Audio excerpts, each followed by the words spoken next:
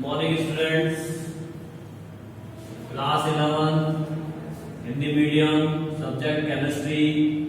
और आज का हमारा टॉपिक है परमाणु कक्षकों की आकृति। जो परमाणु कक्षक अपन ने पढ़े थे SPDF, इन कक्षकों की आकृति कैसी होती है इसी के बारे में हम बात करेंगे इस टॉपिक में। तो सबसे पहले अपन बात करते हैं S कक्षक की आकृति की। पहला कक्षक कौन सा है? S कक्षक है, ठीक है। तो इस S कक्षक की जो आकृति होती है इसकी बात करते हैं। देखिए S कक्षक जो है सिंगल होता है, एक ही होता है ये S कक्षक। इसमें कोई भी इसके पार्ट्स नहीं है कि SX, SY ऐसा कुछ हो, ये केवल S होता है। और इसकी जो आकृति होती है वो गोलाकार होती है। इसकी आकृति गोलाकार होती है S कक्षक की आकृति। तो आपसे कोई पूछ ले कि S कक्षक की आकृति कैसी होती है तो आप बताओगे कि गोलाकार आकृति होती है S कक्षक की। आई बात समझ में? अब इसमें एक चीज और मैं आपको बता दूं कि नोडल तलों की संख्या S कक्षक के अंदर जो नोडल तल है, नोडल तलों की संख्या वो हम n-1 से निकाल सकते हैं। नोडल तलों की संख्या जो है n-1 से निकाली जा सकती है। यहाँ पे n का मान रख देंगे, जो n का मान होता है KLMN, जिसमें 1 2 3 4 5, ठीक है। वो मान रखकर हम किसी भी S कक्षक के लिए नोडल तलों की संख्या का गणना कर सकते हैं। अब ये जो S कक्षक होता है वो 1S से स्टार्ट होता है। कहाँ से स्टार्ट होता है? 1 से स्टार्ट हो जाता है। इसीलिए आपको अवस्थांडिक के अंदर फर्स्ट पीरियड के अंदर S कक्षक के तत्व मिल जाएंगे। ये 1S से स्टार्ट हो जाता है और जैसे जैसे n का मान बढ़ेगा, जैसे जैसे n बढ़ेगा, इसके n के मान में वृद्धि होगी, इसका मतलब वृद्धि होगी। तो S कक्षक की जो आकृति है ना गोलाकार, उसके अंदर भी क्या होगी? वृद्धि होगी। तो अगर 2S की बात करेंगे तो 2S की आकृति जो है इससे बड़ी हो जाएगी। फिर 3S की बात करेंगे तो 3S की आकृति और बड़ी हो जाएगी। तो अभी आपको समझ में आ गया कि 1S, 2S और 3S, इनमें आकृति जो है इस तरीके से बढ़ती जाएगी। तो ये था S कक्षक का आकार, जिसको अपन ने पढ़ा गोलाकार, ठीक है। इसके अलावा हम बात करें अगर P कक्षक की आकृति की, तो मैंने आपको पिछले पार्ट में बताया था P कक्षक की आकृति के बाद कि P कक्षक कितने पार्ट्स में बटे हुए हैं। कितने भाग में बटे हुए हैं P कक्षक? 3 भाग में। आपको पता चल गया है कि PX, PY एंड PZ, ठीक है ना, PZ। तो 3 भागों में ये बटे 3 कक्षक होते हैं। P के अंदर PX होता है, PY होता है, PZ होता है। हम चाहे तो इन तीनों कक्षकों की आकृति एक ही जगह बना सकते हैं, पर मैं आपको अलग अलग बना के बता देता हूँ। देखिए जो P कक्षक है, ये इनकी जो आकृति होती है वो होती है डंबलाकार। कैसी होती है इनकी आकृति? डंबलाकार होती है। डंबलाकार, डंबल के समान आकृति होती है। अब डंबल क्या होता है तो अभी बन जाएगा। देखो डंबल होता है एक्सरसाइज करने के, जैसे हाथ में पकड़ के यूं एक्सरसाइज की जाती है, डंबल से, ठीक है। तो कुछ ऐसी आकृति इनकी होती है। तो कैसे डंबल, देखिए मैं आपको यहाँ पे पहले अपन इनकी आकृति बना लेते हैं, उसके बाद में 2-4 बातें और बताएंगे। जैसे ये PX है तो आप जो है सीधा सिंपल 3 लाइनें खींच लें, 1 2 और एक थोड़ा ऐसे क्रॉस में 3। ये आपका X अक्ष हो गया, ये Y अक्ष हो गया और ये Z अक्ष। अभी बात समझे? क्योंकि यहाँ पे हम किसकी आकृति बना रहे हैं? PX की बना रहे हैं। तो ये X अक्ष ये है, इसके ऊपर आप डंबल बना दो, कुछ ऐसा डंबल शेप होता है, इसको बोलते हैं डंबलाकार, ठीक है ना। ये जो आपको पंखुड़ी सी नजर आ रही है पंखे की, ये डंबलाकार है। अगर हम इसकी बनाएंगे तो ये भी एकदम सिंपल है, इसमें भी वही 3 लाइनें कह देंगे Z y and x। P Y है तो y के ऊपर y अक्ष पे आप जो है डंबल बना दीजिए, तो ये पी वाई की आकृति हो गई।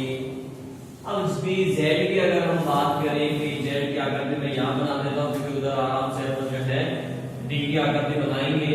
तो पी जेड की आकृति अपन यहाँ ले लेते हैं, ये लाइन खींची एक्स, पी जेड ये हो गया आपका पी, ये तो जेड एक्स हो गया, ये वाई हो गया और ये एक्स हो गया। हम बना रहे हैं पी जेड की आकृति, इसलिए जेड अक्ष पे आप डंबल से बना दीजिए कुछ ऐसे, ठीक है। तो इस प्रकार से पी कक्षकों की आकृति होती है डंबलाकार। और देखिए आप देख सकते हैं कि जो ये पी कक्षक है वो दो पालियों में बटा हुआ होता है। ये साइड में जैसे एक इतना इतना एक जो हिस्सा दिख रहा है आपको, इसको बोलते हैं पालियां। ये पाली है, एक पाली ये हो गई, तो एक कक्षक के अंदर दो पाली होती हैं। कितनी पाली होती हैं? दो पालियां। और जहां पे ये पालियां मिलती हैं, ये दोनों पालियां जिस जगह पे जिस स्थान पर मिलती है, देखिए यहाँ पे पाली मिल रही है, ये यहाँ मिल रही है, ये यहाँ मिल रही है, तो जहां पे ये दोनों पालियां कनेक्ट होती है, मिलती है, वहां पे इलेक्ट्रॉन पाए जाने की संभावना जीरो होती है, शून्य होती है। यानी यहाँ पे इलेक्ट्रॉन नहीं पाया जाता है, यहाँ इलेक्ट्रॉन पाए जाने की संभावना क्या होती है? शून्य होती है। आगे बात समझे। नेक्स्ट, इसमें अगर नोडल तल निकालें तो इसके अंदर नोडल तलों की संख्या, नोडल तल हम निकाल सकते हैं n-2 से। इससे निकाल सकते हैं n-2 से। यहाँ पे इसके लिए n जो है, अगर बात करें जैसे इसके अंदर p जो स्टार्ट होता है 2 से स्टार्ट होता है, 2p से स्टार्ट होगा, ये 2 से स्टार्ट होता है, 1p नहीं आता है, ठीक है ना। आपने इलेक्ट्रॉनिक विन्यास पढ़ा होगा, उसमें देखा होगा अपन ने जो पी कक्षक है वो 2 से स्टार्ट करते हैं। आवर्त सारणी में भी आप देखोगे तो जो पी कक्षकों के पी ब्लॉक के जो तत्व हैं वो द्वितीय आवर्त से स्टार्ट है, प्रथम आवर्त में पी ब्लॉक के तत्व मौजूद नहीं है, ठीक है कि नहीं। तो पी ब्लॉक के जो तत्व होते हैं वो भी दूसरे आवर्त से स्टार्ट होते हैं, इसी कारण से ये 2 से स्टार्ट होता है। तो ये हमारी थी पी कक्षकों की आकृतियां। अब हम बात करेंगे डी कक्षकों की आकृतियों के बारे में। तो डी कक्षकों की आकृतियों के देखिए, डी कक्षकों की आकृति के लिए मैंने आपको एक सिंपल सा तरीका मैं आपको बता देता हूं, जिससे आप डी कक्षकों की आकृति बना सकते हैं। लाइन खींच लेते हैं ताकि सेपरेट हो जाए। डी कक्षक की आकृति, डी कक्षक में मैंने आपको बताया था कि 5 कक्षक होते हैं। डी के अंदर 5 कक्षक होते हैं और इनके नाम भी मैंने आपको बताए थे। यहां फिर से लिख लेते हैं अपन, d x z, d x y कर लो पहले, d y z, d x z, d x square minus y square and d z square. ये वो 5 डी कक्षक हैं। D x y, d y z, d x z, d x square minus y square and d z square, ठीक है। अब इन कक्षकों की आकृतियों की अगर बात करें तो वैसे तो सभी कक्षकों की आकृति जो है लगभग एक जैसी ही होती है, परंतु जो प्रथम 4 जो कक्षक हैं इनकी आकृति काफी अधिक समानता रखती है। लेकिन जो डी जेड स्क्वायर है, अंतिम कक्षक डी जेड स्क्वायर, इसकी आकृति थोड़ी सी भिन्न होती है। तो कैसी इनकी आकृति होती है? तो इनकी आकृति भी डंबलाकार होती है। कैसी होती है? डंबलाकार होती है। आई बात समझे? डंबलाकार होती है। और नोडल तलों की अगर संख्या की बात करें तो हम n-1 से इसमें नोडल तल निकाल सकते हैं और ये भी 3 से स्टार्ट होता है, यानी 3D से स्टार्ट होता है। 3D से अब डी ब्लॉक की बात करें तो डी ब्लॉक के जो तत्व हैं आवर्त सारणी में आपने देखा होगा वो तीसरे आवर्त से स्टार्ट होते हैं। इलेक्ट्रॉनिक कॉन्फ़िगरेशन जब अपन लिखते हैं तो वहां पे भी अपन 3D स्टार्ट करते हैं, ना कि 2D आता है, 1D भी नहीं आता, 3D से स्टार्ट होता है। चलो अब देर ना करते हुए अपन इनके कक्षकों की आकृतियां बनाते हैं। तो सिंपल ही आपको यहीं पे पता चल जाएगा आकृति कैसे बनानी है। सिंपल तरीका है, आपको जो या तो रटना नहीं है। देखो सबसे पहले हम बना रहे हैं किसकी आकृति, डी एक्स वाई की आकृति, ठीक है ना। यहाँ पे दो चीज आपको नजर आ रही है, एक्स और वाई। तो सबसे पहले हम जैसे इसमें 3 लाइनें खींच लेते, यहाँ पे भी आप 3 लाइनें खींच दो, 3 ना खींचो तो 2 तो खींचो, क्योंकि x और y चाहिए अपन को। क्या चाहिए अपन को, x और y। तो हम 2 खींच लेते हैं। चलो 3 से ज्यादा थोड़ा उलझा हुआ सा अगर आपको मिल जाए तो अपन 2 खींच लेते हैं, छोटी लाइनें खींचते हैं ताकि 5 कक्षक यहाँ पे आ सके। तो हमने ये खींच दी x और ये आप लगा लो y, या यूं खींच लो तो जैसी वाली कर दी y, ठीक है, ये x। तो अब जो अपन इसमें पालियां बनाएंगे, डबल शेप की जो पालियां बनाएंगे वो इन दोनों एक्सिस के बीच में बनाएंगे, ठीक है।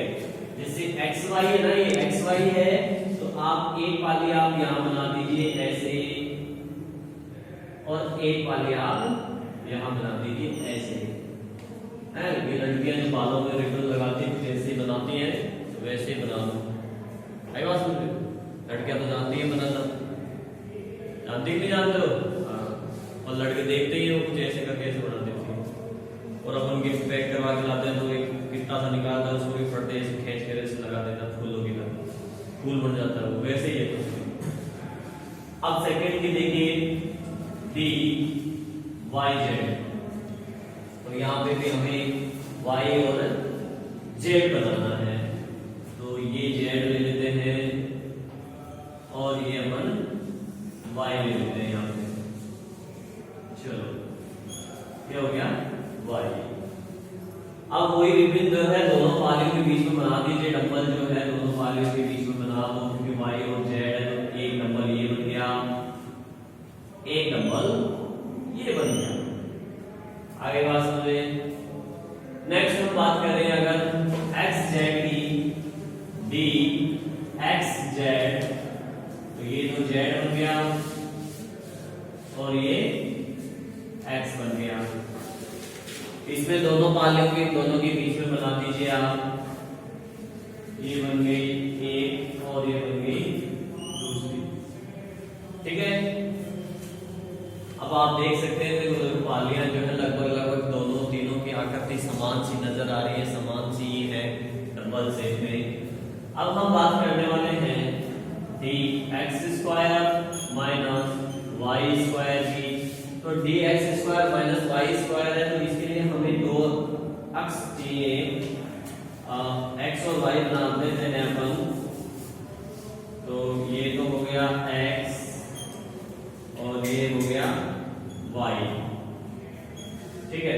अब यहाँ पे अपन को जो है क्या करना है, अब की बार अपन बीच में नहीं बनाएंगे, अब की बार क्या करेंगे, देखो x² माइनस वाई स्क्वायर। तो इस बार जो पाली बनाएंगे वो एक्सिस के ऊपर बना देंगे, जो लाइनें खींची हुई है इनके ऊपर से ही पाले लेंगे, इनके बीच में नहीं लेंगे। मतलब x के ये x² तो x की पाली इसके ऊपर आ जाए लाइन के ऊपर ऐसे, ठीक है। आया समझ में। और y की पाली जो है इसके ऊपर ले लेंगे कुछ ऐसे, ये वैसे ही जैसे कि कबाब होता है, ठीक है, कि चिकन होता है उसके अंदर वो लकड़ी घुसा के पाइप, लोहे का पाइप या लोहे का रोड है उसके अंदर डाल के उसको गर्म करते ना, ये वैसे लग रहा है ना, कुछ लग नहीं रहा क्या, लगे खा लेना पक जाए तो, आग लगा दो इसके नीचे, समझ गए। तो प्रथम चार कक्षकों की आकृति एक जैसी ही है, फिर इसकी आकृति थोड़ी सी अलग है, dz²। अब यहाँ पे क्या होगा, देखो dz², बुझ रहे हो। तो यहाँ पे एक ही एक्सिस ऊपर को बनाना है, एक अक्ष बनाना है जेड। क्या बनाना है? जेड। तो ये बना दिया जेड। समझ में आ गया? अब स्क्वायर लगा हुआ ना, क्या लगा हुआ है? स्क्वायर। और जब भी स्क्वायर लगा हुआ था तो अपन ये पाली किसके ऊपर बनाते हैं? लाइन के ऊपर। देखो इसमें भी स्क्वायर लगा था, लाइन के ऊपर बनाया, इसमें भी स्क्वायर लगा था, इसमें क्या करेंगे? लाइन के ऊपर अपन जो है पाली बना देंगे, तो ये पाली हो जाएगी। ठीक है, जेड।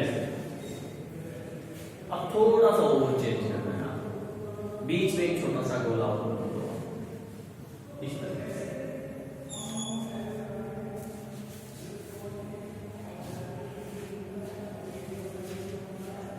ऐसा डिजाइन बना दो थोड़ा सा, ताकि वो थोड़ा सुंदर लगे।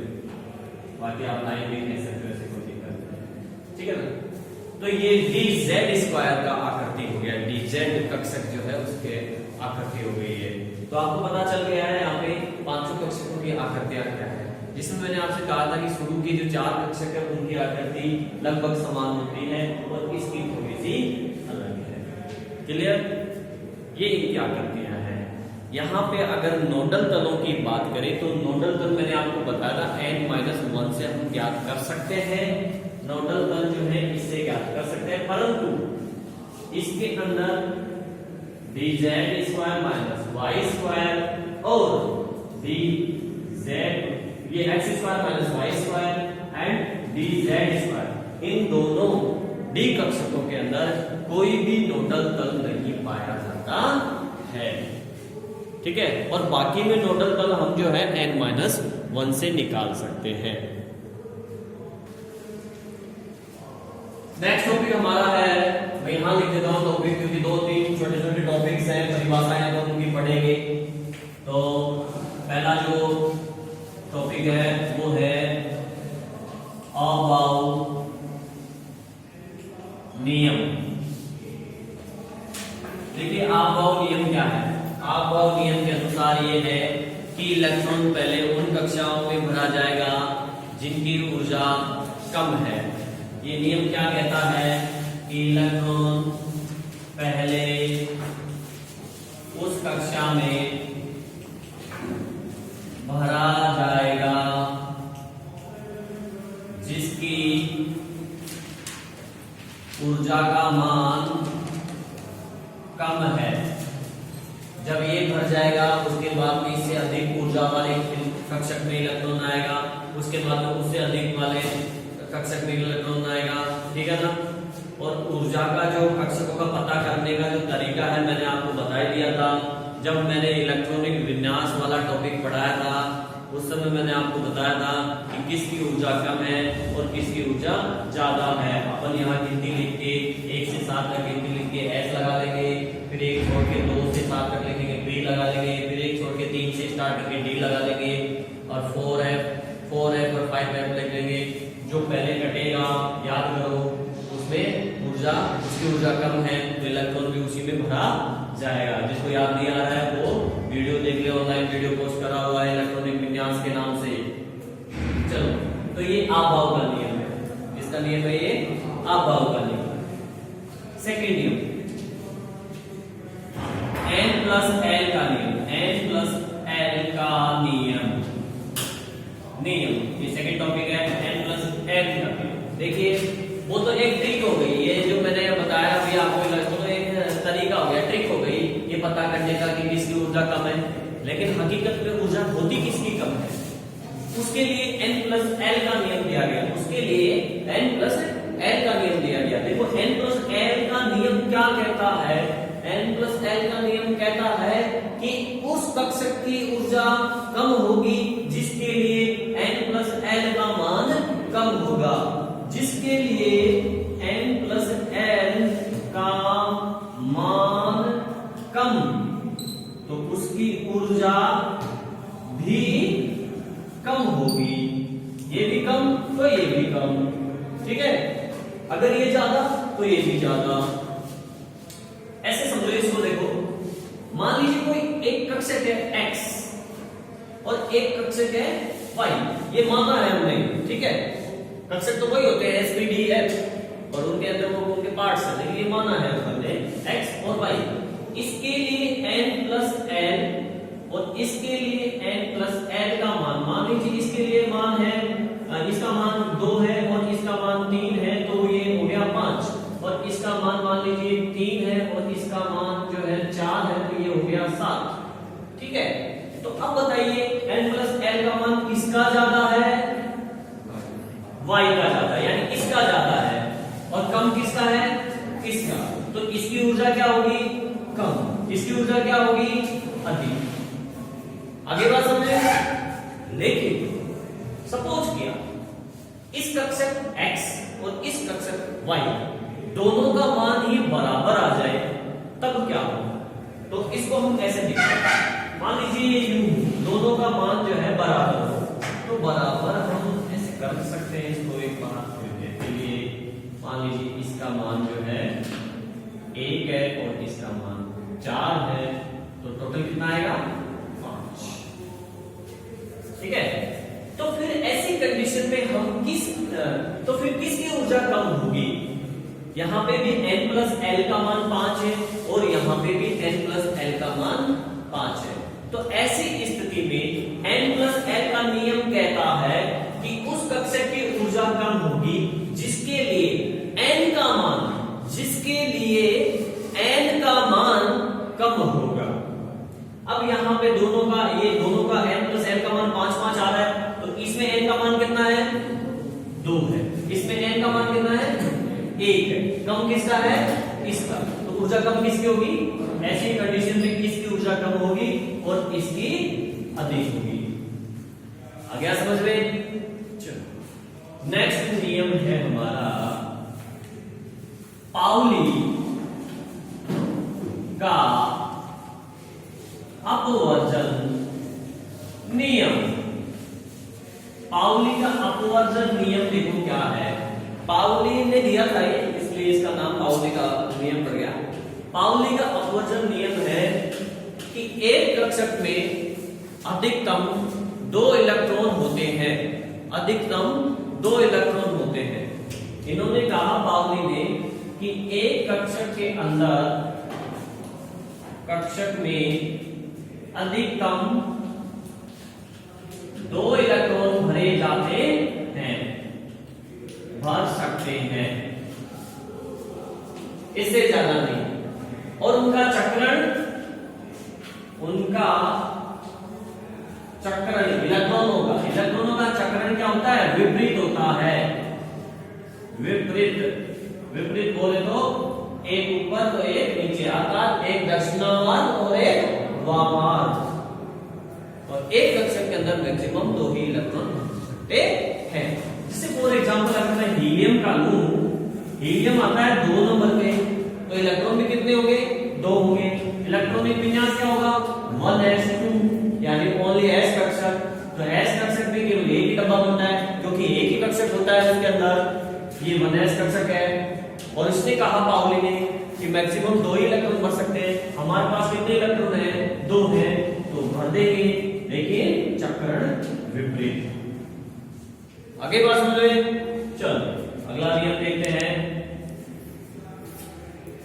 अगला नियम हमारा है हुंड का नियम। हुंड का नियम ये कहता है कि विभिन्न कक्षकों में अगर किसी कक्षक के एक से अधिक कक्षक हैं, जैसे p के 3 हैं, d के 5 है, f के 7 है, तब इन कक्षकों में जो इलेक्ट्रॉन है पहले सिंगल यानी एक भरा जाता है, उसके बाद में वो डबल होते हैं, युग्म बनते हैं उसके बाद। ऐसा हुंड कहता है कि कक्षकों में पहले इलेक्ट्रॉन एक भरते हैं, उसके बाद ये 2 होते हैं। ठीक है, कैसे? इस एग्जाम्पल से आप समझ लीजिए। मैं यहाँ पे एग्जाम्पल लेने वाला हूं ऑक्सीजन का। ठीक है, इसका ऑक्सीजन ले लो, चाहे फ्लोरीन ले लो, कोई सा भी एग्जाम्पल ले लो। चलो फ्लोरीन ले लेता हूं। फ्लोरीन आता है 9 नंबर पे F, मतलब कि F के अंदर फ्लोरीन के अंदर 9 इलेक्ट्रॉन है और इसका इलेक्ट्रॉनिक विन्यास जब करेंगे अपन तो 1s2 2s2 2p 4 आ गए, p के अंदर इलेक्ट्रॉन 6 बढ़ सकते हैं तो 5 बढ़ देंगे क्योंकि हमारे पास 5 इलेक्ट्रॉन शेष बचे हैं। तो अब देखिए इसके अंदर ये इसके S के अंदर देखिए एक डब्बा होता है, एक कक्षक होता है, ये 1s है, ये 2s है, तो इसमें भी एक ही कक्षक होता है 2s हो गया। और p में जैसा कि मैंने आपसे कहा था कितने कक्षक होते हैं, 3 होते हैं, तो 3 डब्बे बनाएंगे px py और pz। ठीक है, अब इनमें इलेक्ट्रॉन फिल करेंगे, इसकी ऊर्जा सबसे कम होती है तो पहले इलेक्ट्रॉन इसमें आएगा, ये आ गया, उसके बाद में इसकी ऊर्जा थोड़ी ज्यादा होती है तो पहले इसमें आ गया, ये आ गया। अब जैसा कि हम 3 कक्षक है, इलेक्ट्रॉन कितने बनते हैं 5, तो गुंड कहता है पहले इलेक्ट्रॉन क्या होंगे सिंगल सिंगल भरे जाएंगे, अर्थात एक इसमें आएगा 2 फिर 3 और उसके बाद क्या होते हैं ये डबल होते हैं तो 4 एंड 5, बाद में डबल होंगे पहले सिंगल सिंगल आएंगे। ये नियम है आपका किसका नियम, गुंड का नियम है। किसका नियम है ये, गुंड का नियम। ठीक है, इसमें लास्ट टॉपिक है एक इलेक्ट्रॉनिक विन्यास जिसका वीडियो मैं ऑलरेडी बना चुका हूं, तो आप देख लें, स्कूल के ऐप में पढ़ा होगा या यूट्यूब चैनल पे पढ़ा होगा मेरे पे इलेक्ट्रॉनिक विन्यास, तो वो वीडियो आप वहां से देख लेना। आई थिंक आपने देख लिया होगा क्योंकि मैंने पहले ही डाल दिया था वो। इसी के साथ ये चैप्टर अपना फिनिश हो गया है। नेक्स्ट टॉपिक में हम जो है नया चैप्टर स्टार्ट करेंगे। ठीक है स्टूडेंट्स।